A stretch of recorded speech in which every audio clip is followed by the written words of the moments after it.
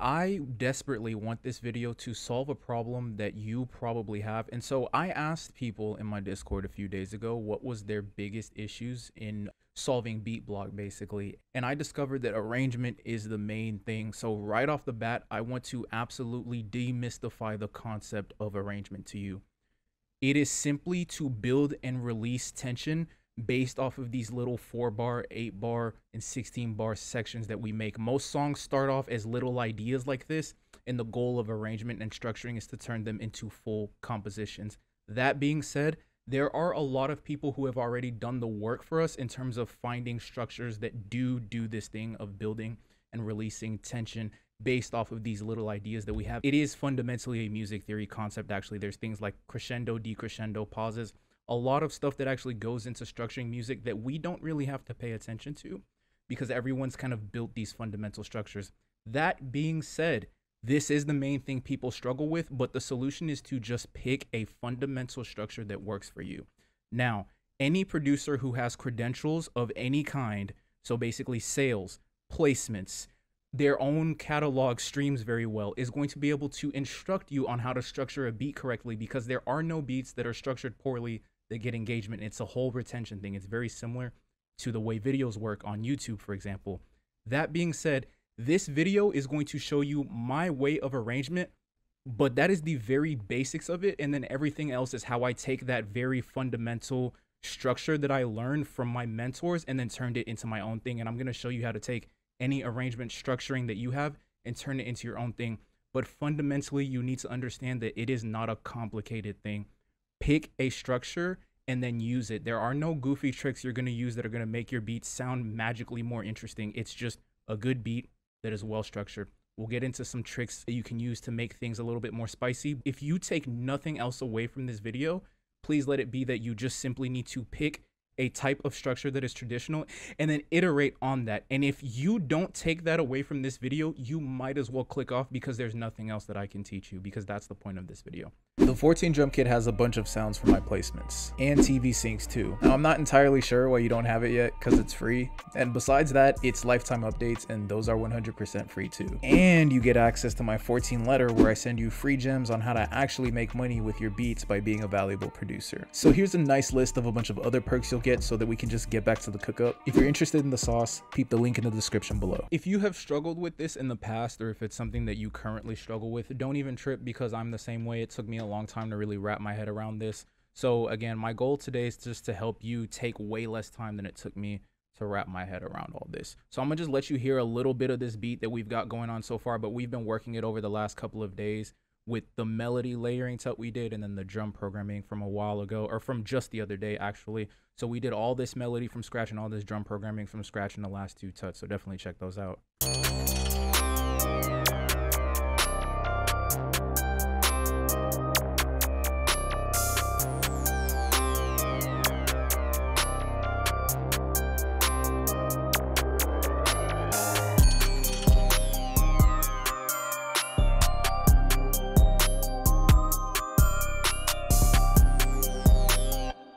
So that's kind of got its own arrangement going on already, but I'm going to talk you through this as clearly as I possibly can, so that by the end of this, you leave understanding what I do and how this relates to those kind of traditional concepts that I was talking about a minute ago. So basically, I like to start with 8 to 16 bars of intro. For the point of simplicity, I will just go ahead and do an 8-bar intro. And that's very typical to what you're going to hear anyone say in terms of demonstrating their arrangement. They'll usually say start with the most interesting part of your beat and start with 8 to 16 bars of actual intro. Since I have a lot of different melody textures, it to me doesn't really matter what I use for the intro, and I prefer to think about it more so in that perspective of like, it's all interesting, so it just matters how I want to tell the story. So I think like the intro with the bass and this little sound right here is just really dope. So I already like the way it's set up. It's just bass with the keys and the pad layer right there. Right after that, I like to get into my hook, which is 16 bars for me. It's 8 bars intro, 16 bars hook, and then 16 bars of verse, and then 8 bars of pre-chorus or pre-hook or whatever, and then it ends up repeating. So this will basically just duplicate out like this. Boom, boom, boom, boom. So now we're getting into working on the hook. I don't think I want the kick to come in right away, and I think I also want, let's see, maybe not the triangle yet. We could take that out too. Maybe get rid of the clap. No, I want the clap, but maybe not this.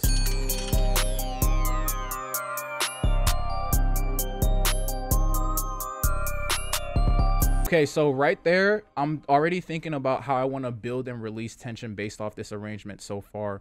So there's a lot of build here in this, and I think I actually want to keep building that a little bit more.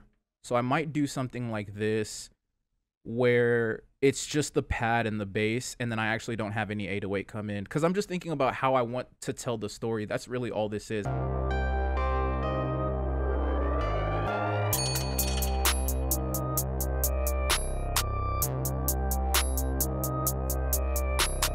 Maybe I want that to be in there as well. That's hard, yeah. This is such a nice texture for just the whole beat. And then boom. And then that's the second 8 bars of the 16-bar hook. So it's still building up to this drop. Basically, we still have basically the same sounds. I've just dropped out that piano, both of these piano layers, and then now we just have the pad and this little synth texture, and it's building with the drums now. So we're building up into a lot of tension.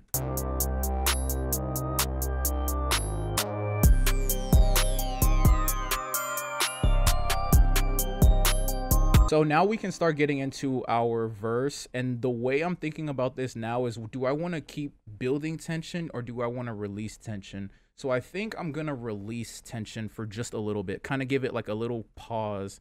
And I'm going to do that by just cutting the first 2 bars of this section. And this is getting a little bit ahead of ourselves. I wanted to talk about cuts in the next section, but this is how I arrange, like, just intuitively. I'll just kind of make these little edits as I go, and then I might come spice it up after the fact, but I really do kind of just go with the flow. Thinking about releasing and building. Drop into the same drums.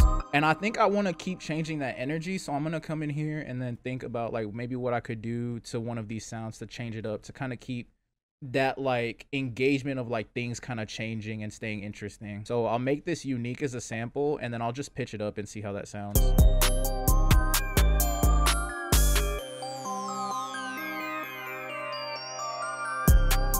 So, and then maybe we could take this pad and like put gross beat, and we'll automate that.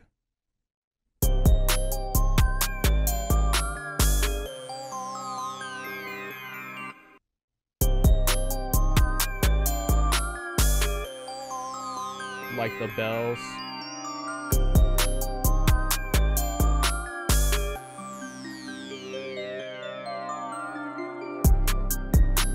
No, that's actually crazy hard. Hang on. And then we can bring this little transition back in and then get rid of that texture for just that 8 bars right there for the intro to the verse. It's like there's all this tension building, and then there's just like a break in it. There's a complete change in vibe, and then drop back into it. So then I might have the piano keys come back in, actually. I like that. That'll be a nice change up for this last 8 bars of the 16-bar verse. And there's no more gross beat on that pad either, so that can go back to normal as well. So we'll just tweak the automation like that. And I think I want the bass to come back in for that as well. And then maybe we can just make the drums very similar to the way that the hook introed. So let's do that. See what that sounds.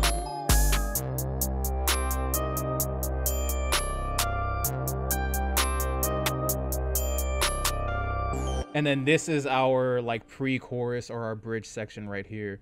So if I could label this for you really quick. Hook, and you could flip it like verse could come first and then hook, and then it's just whatever, bro. It's really just I arrange in 16 and 8 bar sections, and this is just the traditional pop structure that I use. It's really not that big a deal. As long as you're thinking about build and release and arranging it in the kind of groupings that I have, that's really all that matters. If you think it's not that important to like learn the depth of music theory, then I promise you it's the same thing. It's not that important to like learn the depth of arrangement. Like no artist has ever come to me and been like, bro, it was the way you arranged the beat that made me get it. They just vibe with it. They don't even know how to articulate that kind of stuff. So thinking about it in that perspective is gonna make you make goofy beats. Just make something that is like good. That's the point. So boom, intro, hook, verse, bridge. And then from there, I just duplicate everything that's not the intro, so it'll duplicate over again. I think someone asked me in a arrangement tutorial a long time ago, why don't I duplicate the intro? If you're thinking about it that deeply, then I have nothing to teach you, bro. It's just the way I do it. I don't ask people why the mathematics of music theory works the way it does, you know what I'm saying? I just kind of trust it, and that's what you gotta do. You gotta like kind of reduce the latency or increase the latency in your brain to not think about stuff that makes you overthink. Just if you know something works or someone showed you something that works, just use it, bro. It's gonna make your life so easy. So for this section, I just want to further demonstrate how I do actually build and release that tension using a pretty elementary concept of just beat cuts. You can use transitions, and you guys have seen me do all kinds of stuff, especially if you're familiar with my music. I'll use transition effects, I'll use tape stops, I'll use time manipulation, pitch manipulation. I will throw the kitchen sink at my beat in order to make the structuring interesting. So don't take this to mean that I don't do that stuff. Take this to mean that I do all that stuff, and I'm still saying that it's the simple things that make artists like your beats. It's the simple things that make listeners engage with the tracks and instrumentals that you're producing. So I will be doing a separate video on how to be super extra with your arrangements, and then there will be another video on how to make like super big intros or interesting intros in general. I have a couple of other arrangement videos actually planned out. The purpose of this is to show you how to make competent arrangements so you can start getting views, streams, and sales, and just make beats and arrangements that you're actually pleased with. It's not to teach you some goofy trick that's gonna get repetitive and dull super quick or anything like that. So that being said, let's get into making these beat cuts. So I remember the first one I wanted to do right off the bat was actually right here at the beginning of the verse. So I like the way it like takes a break and then drops back in. But I kind of want like a little pause right here.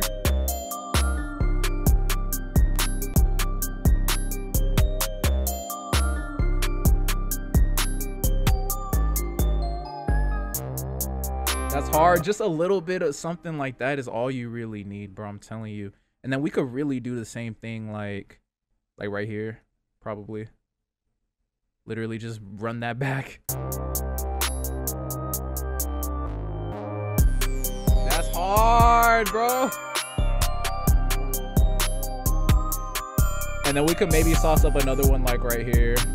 We could do it in the middle of the 8 bars, so like right at 4 bars, and we could just do another whole bar cut. Those whole bar cuts go crazy, whether it's at the beginning. Well, really 2 bar cuts like this go crazy at the beginning, and then whole bar cuts at the end, 1 bar cuts go crazy, or even in the middle.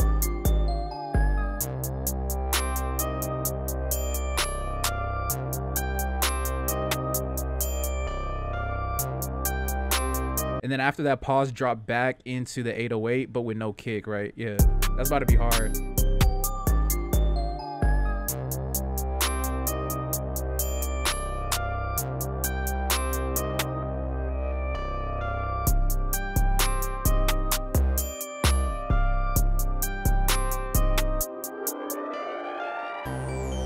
That shit is hard. I made my voice go up an octave. That's crazy.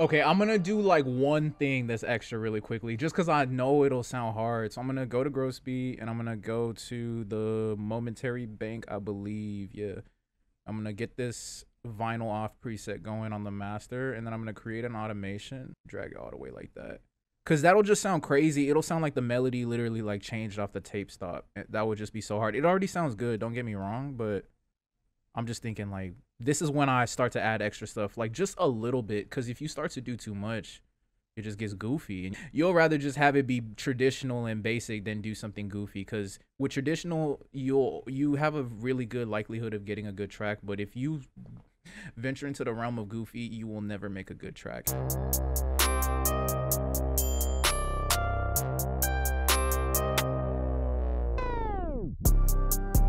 And then like we could really just add that one more time just to start making the track contextual to itself, and then we could start to duplicate this over with like the automations and stuff like that. And that's just how I start to think about it as I begin to finish the arrangement, assuming I wasn't going to do anything super extra, which we will talk about in the next video on arrangement, which should be coming in the next week or so.